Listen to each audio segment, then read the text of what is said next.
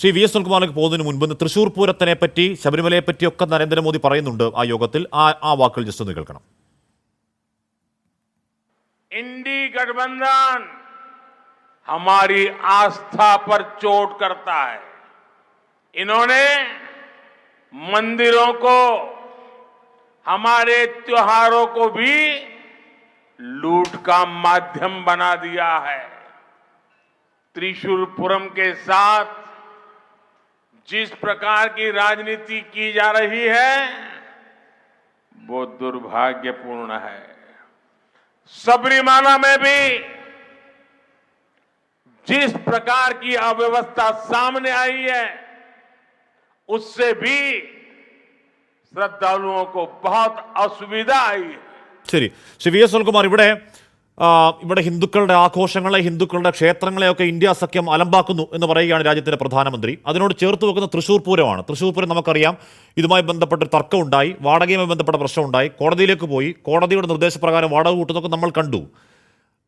താങ്കൾ തൃശ്ശൂർക്കാരനാണ്. അവിടെ പൂരത്തിൽ തുടക്കം മുതൽ ആദ്യന്തം ഏറ്റവും സജീവമായി പങ്കെടുക്കുന്ന ആളാണ്. താങ്കൾക്ക് ആ പൂരത്തെ പ്രശ്നത്തെക്കുറിച്ച് കുറച്ചുകൂടി പറയാനുണ്ടാകും.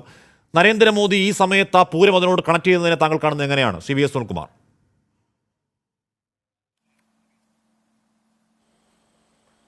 ഈ തൃശ്ശൂർ പൂരം നടത്താൻ അതുമായി ബന്ധപ്പെട്ട് ഇപ്പോൾ നരേന്ദ്രമോദിയുടെ പ്രസംഗം തന്നെ തൃശ്ശൂർ പൂരത്തെ രാഷ്ട്രീയമായിട്ട് ഉപയോഗപ്പെടുത്താനല്ലേ? തൃശ്ശൂർ പൂരത്തെ സംബന്ധിച്ച് ആരും അത്ര വലിയ വ്യാകുലപ്പെടേണ്ട കാര്യമൊന്നുമില്ല. ആ തൃശ്ശൂർക്കാർ ആ പൂരം നടത്തും.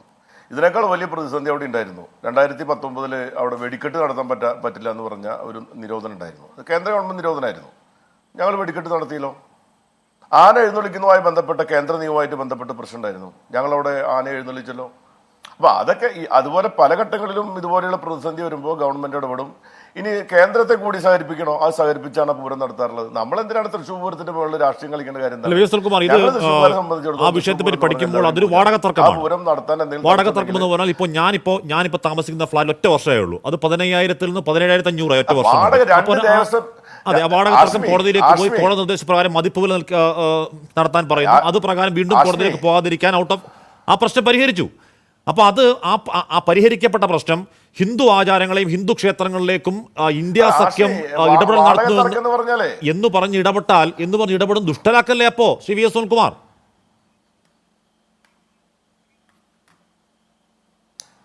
അതായത് ഇപ്പോ തൃശ്ശൂർ പൂരത്തിന്റെ തറവാടക സംബന്ധിച്ച് 2 ദേവസ്വങ്ങൾ തമ്മിൽ തർക്കമാണ്. ഗവൺമെന്റ് ഇടപെട്ട് പരിഹരിച്ചു. പക്ഷെ മണികണ്ഠനാലിലെ ശിവന്റെ ജട എന്ന് പറയുന്ന ആലിന്റെ കൊമ്പ് മുറിച്ചിട്ട് അവിടെ ഈ പ്രസംഗം നടത്തിയതിനു ശേഷം ആചാരത്തെ പറ്റി സംസാരിക്കരുത്. തൃശ്ശൂർ മണികണ്ഠനാലിന്റെ ആലിൽ നിൽക്കുന്ന ആലെന്ന് പറഞ്ഞാൽ ഹിന്ദു ആചാരപ്രകാരം ഒരു ആല് മുറിക്കണമെങ്കിൽ അല്ലെങ്കിൽ ആല് മുറിച്ചു മാറ്റണമെങ്കിൽ അത്രയും വലിയ വിശ്വാസമുള്ള ഒരു കാര്യമാണ്. അതും മണികണ്ഠനാൽ തറയിൽ നിൽക്കുന്ന ആല് മുറിച്ചില്ലേ? ശിവന്റെ ജട എന്ന് പറഞ്ഞ സ്ഥലത്ത് എത്ര മരം മുറിച്ചു? അവിടെ എന്താ ആചാര ലംഘനമില്ലേ? അതൊക്കെ ചെയ്തിട്ട് വന്നിട്ട് ഞങ്ങളെ പഠിപ്പിക്കുകയാണോ ആചാരത്തെ പറ്റി? ഇവിടെ ആചാരലംഘനം നടത്തുന്ന ഏത് വിശ്വാസിയാണ് ഇവിടെ തകർത്തിട്ടുള്ളത്? ഈ ഗുരുവായൂർ അമ്പലത്തിന് മുമ്പിൽ സത്യാഗ്രഹം നടത്തിയത് BJPക്ക് 1925 ഉണ്ടായ പാർട്ടി സംഘടനയിൽ RSS.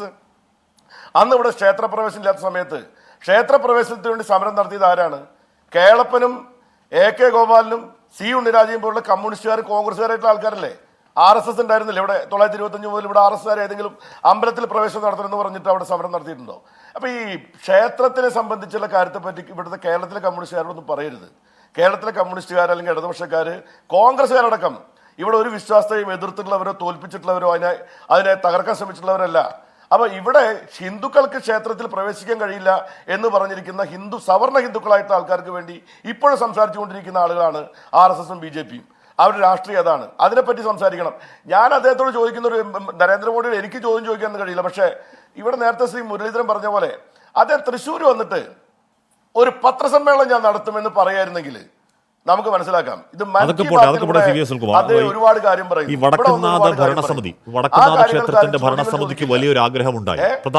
ഈ വടക്കുംനാഥ ക്ഷേത്രത്തിന്റെ ഭരണസമിതിക്ക് വലിയൊരു ആഗ്രഹമുണ്ടായി. പ്രധാനമന്ത്രി നരേന്ദ്രമോദി വടക്കുംനാഥിനെ ഒന്ന് തൊഴണം എന്ന് പറഞ്ഞാൽ ക്ഷേത്രത്തിനകത്തേക്ക് പോയി തൊഴേണ്ട സുരക്ഷാ പ്രശ്നമുണ്ടെങ്കിൽ നടന്നു വരുന്ന വഴിയിൽ മൂലസ്ഥാനത്ത് നിന്ന് തൊഴുതാൽ മതി. ഈ പറയുന്ന ഈ സാധനം അങ്ങോട്ട് കൊണ്ടു കൊടുക്കാം എന്നതടക്കം അവർ കാത്തിരിപ്പായിരുന്നു. തൊഴാൻ പോലും കൂട്ടാക്കിയിട്ടില്ല. അതിൽ വടക്കുംനാഥ ഭരണസമിതിക്ക് വലിയ സങ്കടമുണ്ട് എന്നും അറിയാൻ കഴിഞ്ഞു. ശ്രീ വി എസ് സുനിൽകുമാർ, അല്ല വാരണാസിയിൽ നിന്ന് വരുന്ന നരേന്ദ്രമോദി ഇവിടെ വന്ന് തൊഴണ്ടാൻ തീരുമാനിച്ച് നമുക്ക് വല്ലതും ചെയ്യാൻ പറ്റുമോ? അതൊക്കെ അദ്ദേഹത്തിന് വ്യക്തിപരമായ താല്പര്യങ്ങളാണ്. ഒരു അമ്പലത്തിൽ വന്ന് തൊഴുതില്ല എന്ന് കരുതി അദ്ദേഹം വിശ്വാസിയല്ല എന്ന് പറയുന്നു. അങ്ങനെയല്ല, ഞാൻ പറഞ്ഞ ആചാരത്തെ പറ്റി വിശ്വാസമെ പിടിക്കില്ല. അല്ല, ഞാൻ പറഞ്ഞ ആചാരത്തെ പറ്റിയും വിശ്വാസത്തെ പറ്റിയും വാചാലമാവുകയും വടക്കുന്നാഥ ഭരണസമിതിയുടെ താല്പര്യപ്രകാരം ഒന്ന് കൈകൂപ്പിയ പ്രസാദം ഏറ്റുവാങ്ങാൻ പോലും തയ്യാറായില്ല എന്ന് പറയുകയാണ് പറഞ്ഞാണ് ഞാൻ. അല്ല, അതാണ് ശിവന്റെ ജട എന്ന് പറയുന്ന ആലിന്റെ കൊമ്പ് മുറിച്ചിട്ട്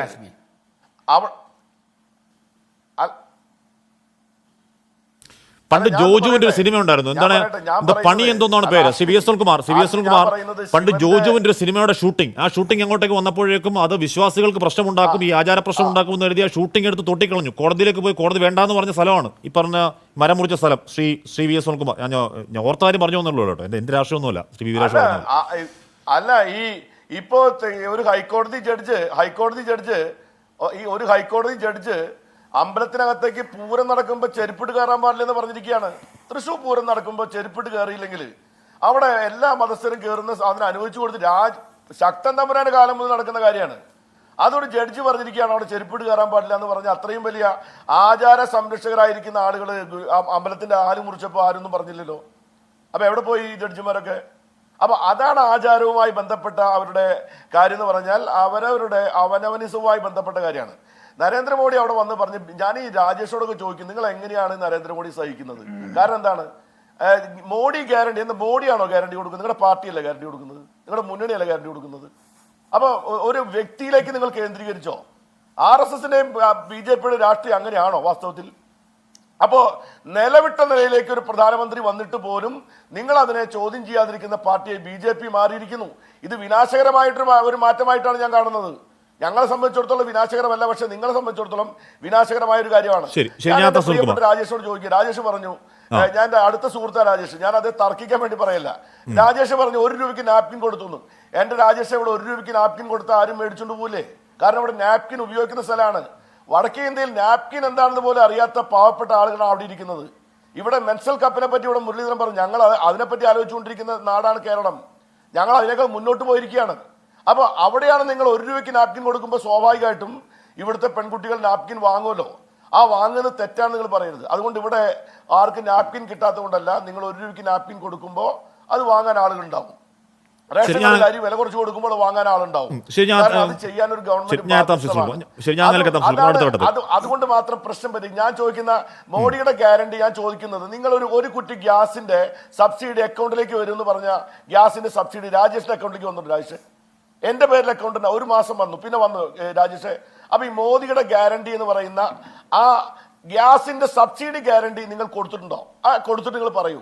ഞങ്ങളുടെ മോഡിയുടെ ഗ്യാരണ്ടി ഞങ്ങൾ നടപ്പാക്കിയിട്ടുള്ള ആൾക്കാരെ ഏത് ഗ്യാരണ്ടിയാണ് നടപ്പാക്കിയിരിക്കുന്നത്? നിങ്ങൾ ഗ്യാരണ്ടി ഇങ്ങനെ ആളുകളുടെ മുമ്പിൽ വന്നുകൊണ്ട് ഇങ്ങനെ ആളുകളെ ആകർഷിക്കാൻ വേണ്ടി ഒരു മാസ് ഹിസ്റ്റീരിയയിലേക്ക് ജനങ്ങൾ കൊണ്ടുപോകുന്ന രീതിയിലേക്ക് പ്രസംഗിച്ചുകൊണ്ട് മാത്രം നമ്മുടെ രാജ്യത്തെ ജനങ്ങൾ മാറുമെന്ന് ദയവായി തെറ്റിദ്ധരിക്കരുത്. ജനങ്ങൾ അണ്ടർ എസ്റ്റിമേറ്റ് ചെയ്യരുത്. പറയുന്നതല്ല, അദ്ദേഹത്തിന്റെ റോഡ് ഷോ ഒരുപാട് ആൾ ആകർഷിക്കുന്നതായിരിക്കാം, പക്ഷെ അതുകൊണ്ട് മാത്രം ആഘോഷമായി നമ്മുടെ മാധ്യമങ്ങൾ കൊണ്ടാടരുത് മാത്രമേ ഞാൻ പറയുന്നുള്ളൂ. ശരി, ശ്രീ വി വി രാജശേഖരത്തിന് മുൻപ് ഇന്ന് കെ സുരേന്ദ്രൻ പ്രധാനമന്ത്രിക്ക് മുമ്പ് സംസാരിച്ച ഇവര് പറയുന്ന പോലെ ഇവര് കാണുന്ന ആരെയാണ്? ഞാൻ ശ്രീ വി എസ്